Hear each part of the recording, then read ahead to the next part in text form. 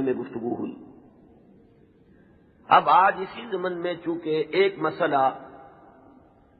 جنہیں عام طور پر امام مہدی کہا جاتا ہے ان کا بھی ہے، اور اس کا تعلق اس پہلو سے بھی ہے کہ آن جہانی غلام احمد قادیانی نے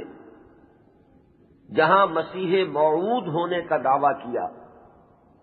وہاں مہدی معہود ہونے کا دعویٰ بھی کیا، اور ایک نہایت ضعیف روایت کا سہارا لے کر کہ لا مہدی الا عیسیٰ، انہوں نے اپنی ذات میں ان دونوں وعدوں کو جمع کر دیا کہ جن احادیث میں حضرت مسیح علیہ السلام کے نزول کی خبر دی گئی ہے وہ بھی مسیح عیسیٰ ابن مریم نہیں بلکہ مسیح وہ میں ہوں، اور جن احادیث میں امام مہدی کے بارے میں اخبار ہیں وہاں بھی در حقیقت جس شخصیت کے ظہور کی پیشن گوئی کی گئی ہے وہ میں ہی ہوں، تو ایک ہی شخصیت میں یہ دونوں پیشن گوئیاں جو ہے احادیث کی ان کو اس نے جمع کر لیا۔ اور یہ بات سامنے رہے کہ اس شخص سے اپنے آپ کو منسوب کرنے والے جو دو گروہ ہمارے ہاں ہیں، ایک وہ کہ جنہیں ہم اصل قادیانی یا اب ربوائی کہتے ہیں، اور دوسرے وہ کہ جو لاہوری کہلاتے ہیں، یہ دونوں ان دونوں دعووں کے بارے میں متفق ہیں۔ اختلاف ایک اضافی دعوے کے بارے میں ہے، وہ اپنی زندگی کے آخری دور میں صریحاً نبوت کا دعویٰ ہے جو غلام احمد قادیانی نے کیا۔ اس دعوے کے بارے میں کچھ تعویلوں کے حوالے سے لاہوری جماعت منکر ہے کہ وہ دعویٰ ہوا ہی نہیں، یا یہ کہ اس کی تعویل ایسی کرتے ہیں کہ موقف ان کا یہ ہے کہ ہم غلام احمد کو نبی نہیں مانتے بلکہ ہم مسیح موعود اور مہدی معہود مانتے ہیں۔ تو جہاں تک ان دونوں دعووں کا تعلق ہے ان میں یہ دونوں جماعتیں مجتمع ہیں، ان کو ان دونوں حیثیتوں سے ماننے والے یہ ہیں، صرف جو فرق ہے ان کے مابین وہ نبوت کے دعوے کے بارے میں۔ اب اس مسئلے پر اس تمہید کے بعد جو بات میں کرنا چاہتا ہوں جو اہم ترین ہے وہ یہ ہے کہ امام مہدی کا جو تصور ہمارے ہاں ہے اس میں ذہنوں میں بڑا انتشار ہے، کنفیوژن ہے، اس لیے کہ دو مہدی جمع ہو گئے۔ ایک تصور مہدی کا وہ ہے جو اہل تشیع کے ہاں ہے، اور ایک تصور مہدی کا وہ ہے جو اہل سنت کے ہاں ہے۔ ان دونوں میں زمین و آسمان کا فرق ہے۔ صرف ایک لفظی اشتراک نے، ایک نام کے مشترک ہونے نے ذہنوں کے اندر بہت سے مغالطوں کا جال جو ہے وہ پھیلا دیا ہے۔ اس کے لیے مجھے جو بنیادی فرق ہے اہل سنت میں اور اہل تشیع میں، اس میں سے ایک موضوع پر گفتگو کرنی ہوگی۔ اہل سنت کا جو مجمع علیہ عقیدہ ہے اسی سے ہم نے گفتگو شروع کی تھی، وہ ختم نبوت۔ نبی اکرم صلی اللہ علیہ وسلم پر ہر نوع کی نبوت ختم ہو چکی، آپ کے بعد کوئی نبی نہیں ہے، نہ کوئی ذلی ہے، نہ بروزی ہے، نہ جزوی ہے، نہ کلی ہے، نہ صاحب شریعت ہے، نہ بغیر شریعت ہے، نہ صاحب کتاب ہے، نہ بغیر کتاب ہے۔ نبوت کی بنیاد ہے وحی نبوت پر، اور وحی نبوت کا دروازہ بند ہو چکا، یہ کھڑکی ہمیشہ ہمیش کے لیے بند ہو۔ اسی ضمن میں نبوت کا خاصہ ہم مانتے ہیں عصمت، معصوم ہونے۔ معصومیت جو ہے یہ خاصہ نبوت ہے اہل سنت کے نزدیک۔ جب نبوت ختم ہوئی تو معصومیت بھی ختم ہوئی۔ اب خطا کا امکان ہے، اجتہاد کا دروازہ ہے، کھلا ہے، کوشش کرو، محنت کرو، صحیح سے صحیح رائے تک پہنچنے کے لیے ایڑی چوٹی کا زور لگاؤ، کتاب و سنت کے جو محکمات ہیں، جو اس کی اساسات ہیں، اس سے استدلال کرتے ہوئے، استنباط کرتے ہوئے نتائج تک خود پہنچو، یہ اجتہاد ہے۔ اس اجتہاد میں جہاں ثواب کا امکان ہے خطا کا بھی۔ ثواب یہاں سے والا ثواب نہیں، فواد والا ثواب، جس سے آپ بولتے صائب الرائے، وہ شخص کہ جس کی رائے صحیح ہوتی ہے۔ تو ثواب کا بھی امکان ہے کہ صحیح رائے تک انسان پہنچ جائے، اور خطا کا بھی احتمال ہے۔ یہ جو خطا کا احتمال ہے، اگر پوری نیک نیتی سے خطا ہوئی ہو انسان کی اپنی نیت میں کوئی فساد نہ ہو، اس کے اپنے اندر کوئی اس کے ارادوں میں کجی نہ ہو، تو اگر خلوص اور اخلاص کے ساتھ ایک مجتہد غلطی کرتا ہے، خطا کرتا ہے، ہمارا موقف یہ ہے کہ اسے بھی اجر ملے گا، اکیرا اجر ملے گا، اس لیے کہ اجتہاد کا مادہ وہی جہد ہے، اس نے خلوص کے ساتھ محنت کی ہے، جد و جہد کی ہے، مطالعہ کیا ہے، غور و فکر کیا ہے، کتاب و سنت کی نصوص کو کھنالا ہے، اس نے ایک رائے قائم کی ہے، اس رائے کے قائم کرنے میں اگر وہ بربنائے طبع بشری کسی خطا کا مرتکب ہو گیا ہے تو یہ اس کے دسترس سے، اس کے اختیار کے دائرے سے باہر ہے، لہذا اسے اس کی محنت کا جو ثواب ضرور ملے گا۔ تو مجتہد مخطی کے لیے اکیرا ثواب ہے، اور مجتہد مصیب یعنی جو ثواب تک پہنچ گیا، صحیح رائے تک پہنچ گیا، اس کے لیے دوہرا ہے۔ یہ معاملہ میں نے اس سے پہلے بھی ایک مرتبہ عرض کیا تھا کہ ہمارے ہاں اتنا قطعی ہے کہ ہمارے نزدیک حضرت ابو بکر بھی معصوم نہیں ہے، حالانکہ بالاتفاق وہ سب سے افضل ہے پوری نوع انسانی میں انبیاء کے بعد، افضل البشر بعد الانبیاء بالتحقیق، صرف اس امت میں نہیں، کل نوع انسانی میں۔ جیسے کہ محمد الرسول اللہ صلی اللہ علیہ وسلم تمام انبیاء سے، تمام رسولوں سے افضل ہیں، اسی طرح آپ کی امت کے جو صدیق اکبر ہیں وہ تمام امتوں کے صدیقین سے افضل ہیں، افضل البشر بعد الانبیاء بالتحقیق ابو بکر الصدیق رضی اللہ تعالیٰ۔ اب آپ سوچئے، ہماری یہ رائے ہے، کسی کی ہو یا نہ ہو اس سے اس وقت سروکار نہیں ہے، ہماری یہ رائے ہے، اور پھر بھی ہم کہتے ہیں کہ ابو بکر بھی خطا سے محفوظ نہیں، معمول نہیں، ان سے بھی خطا کا امکان ہے، وہ معصوم نہیں ہے۔ عصمت جو ہے وہ خاصہ نبوت ہے، وہ محمد کے ساتھ ختم ہو گئی صلی اللہ علیہ وسلم۔ ابو بکر سے خطا ہو سکتی ہے، عمر سے ہو سکتی ہے، عثمان سے ہو سکتی ہے، علی سے ہو سکتی ہے، ہر شخص سے ہو سکتی ہے۔ اگر ان چار سے ہو سکتی ہے تو بقیہ پوری نوع انسانی تا قیام قیامت جو آنے والی ہے ان میں کوئی ان سے افضل نہیں ہو سکتا، بات ختم۔ لیکن اہل تشیع کا عقیدہ یہ ہے کہ نبوت کا دروازہ تو بند ہوا ہے، لیکن اس کے بعد امامت معصومہ کا ایک سلسلہ چل رہا ہے،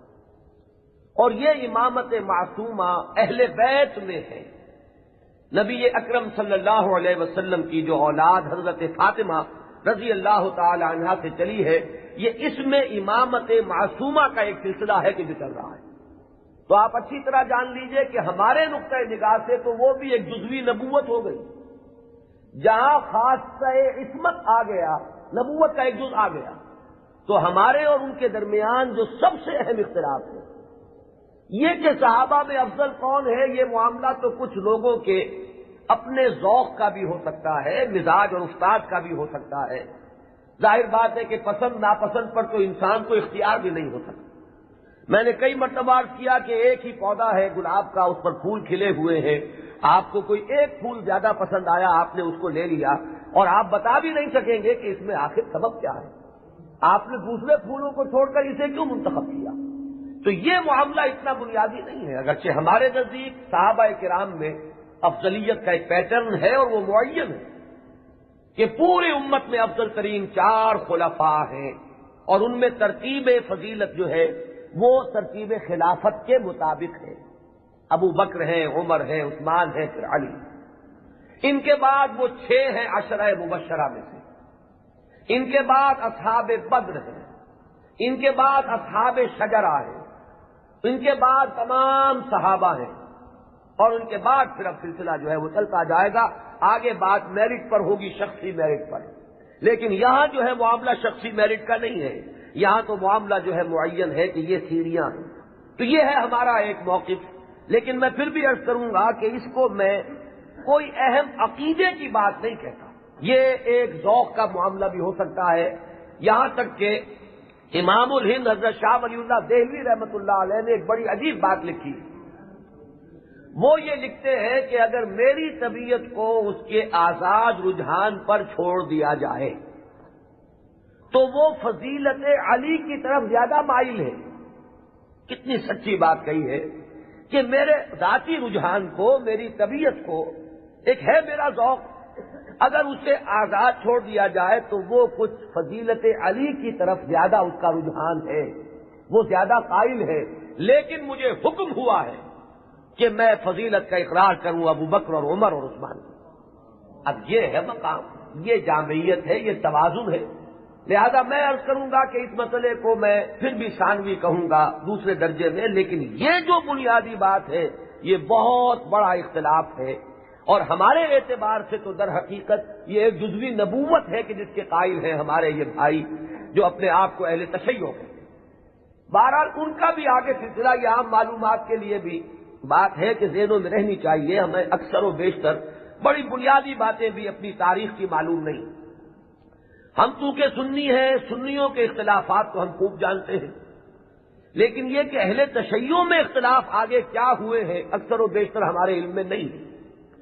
ان کا جو یہ معصوم امامت کا سلسلہ ہے، حضرت علی، حضرت حسن، حضرت حسین، حضرت حسین کے صاحبزادے حضرت علی بن حسین جنہیں امام زین العابدین کے نام سے پکارا جاتا ہے، پھر ان کے بیٹے ہیں محمد باقر، ان کے بیٹے ہیں جعفر، جن سے فقہ جعفری چل رہی ہے۔ یہ 6 امام تو ان کے ہاں متفق علیہ، ان میں تو یہ جو شاخ چلی ان میں کوئی اختلاف نہیں ہے کہ یہ سب کے نزدیک ان میں متفق علیہ ہے ان کی امامت، اور یہ سب امام معصوم شمار ہوتے ہیں۔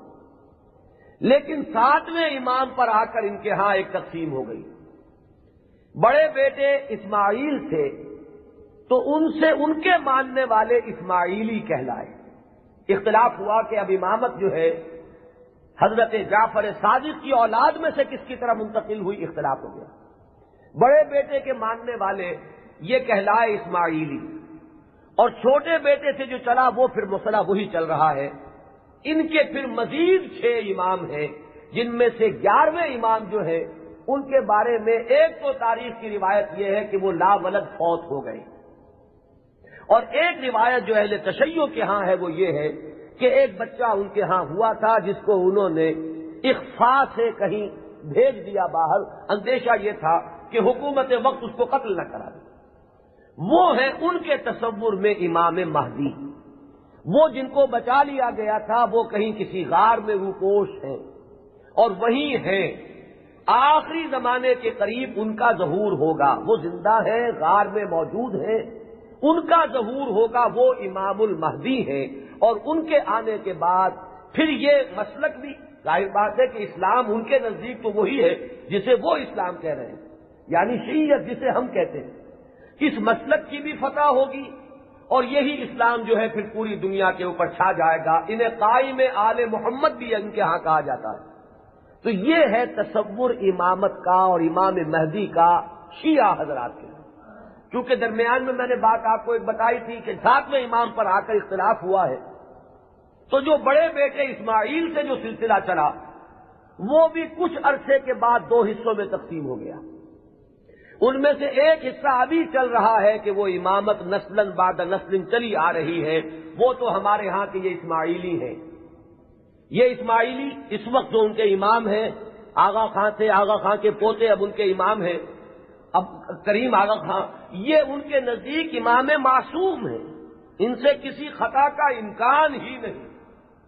سر سلطان محمد خان جو آغا خان تھے، ان کے تو یہ الفاظ بھی منقول ہوئے ہیں کہ جب میں شراب پیتا ہوں تو شراب جب میرے ہونٹوں کو مس کرتی ہے تو پاک ہو جاتی ہے۔ یعنی یہ امام معصوم تو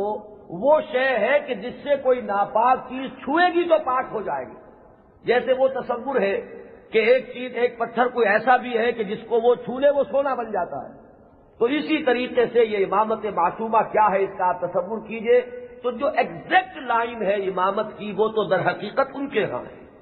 کہ وہ امامت معصومہ کا تصور جو ہے بغیر کسی سلسلے کے ٹوٹے ہوئے وہ چلا آ رہا ہے ہمارے ہاں، جن کو ہم آغا خانی کہتے ہیں، اسماعیلی کہتے ہیں، ان کے ہاں۔ ان کے ہاں دوسری شاخ وہ ہی تھی کہ اس میں بھی آگے چل کر امام غائب ہو گیا،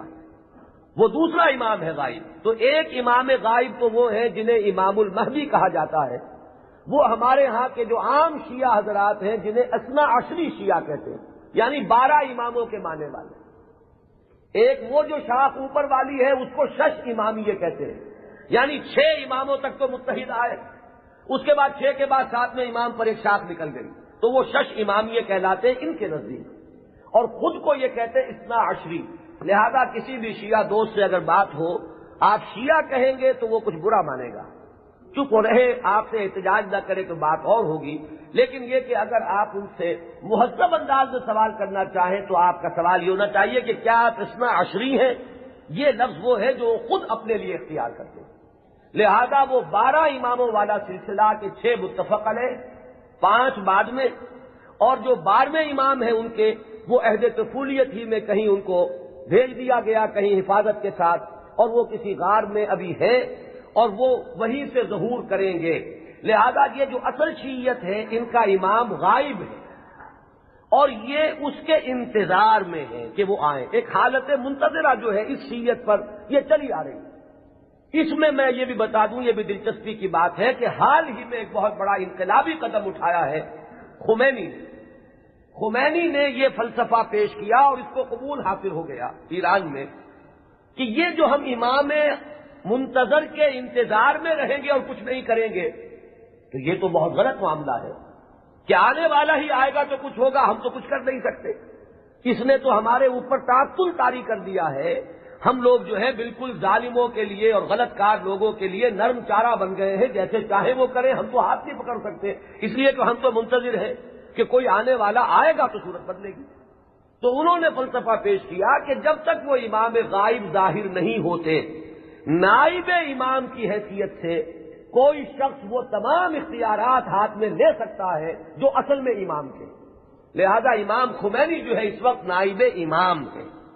وہ امام جو غائب ہیں ان کے نائب کی حیثیت سے وہ سارے اختیارات اور حقوق جو امام کے ہیں وہ اب امام خمینی کے پاس ہیں،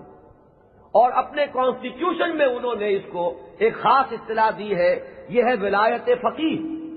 کہ یہ وہ شخصیت ہے کہ جو بھی حکومت کا ڈھانچہ نیچے بنے گا، کوئی صدر منتخب ہو، کوئی وزیر اعظم منتخب ہو، پارلیمنٹ ہو، یہ سارا ڈھانچہ چلتا رہے گا، لیکن اوپر تلوار لٹکی رہے گی ولایت فقیہ کی، کہ جس کو جس وقت چاہے وہ برطرف کر دے۔ یہی وجہ ہے کہ وہ ابو الحسن بنی صدر جو ہے وہ پیرس میں بیٹھے ہوئے ہیں، حالانکہ بہت بڑی اکثریت سے اس وقت ہمیں یہی بتایا گیا تھا واللہ عالم کہ بڑی عظیم اکثریت سے وہ صدر منتخب ہوئے تھے، لیکن بہرحال یہ تو نیچے کا ڈھانچہ ہے، اصل میں تو اوپر ولایت فقیہ ہے، اس کا اعتماد حاصل رہے گا تو کوئی شخص رہے گا، ورنہ نہیں۔ میں یہاں نہ کوئی تنقید کرنا چاہتا ہوں نہ کسی اختلاف کا اظہار، آپ کو بتا رہا ہوں کہ بات سمجھ میں آئے کہ امام مہدی کا اصل کانسیپٹ کیا ہے۔ یہ لفظ زیادہ جو ہے معروف جو در حقیقت اس شیعہ نظریے کے تحت ہے۔ ابھی میں آپ کو بتاؤں گا کہ ہمارے ہاں تو جو روایات کسی قدر پائے کی ہے، کوئی ان کی حیثیت ہے، وہاں مہدی کا لفظ ہے ہی نہیں، کہیں بھی نہیں۔ اس اعتبار سے معاملہ بڑا مختلف ہے۔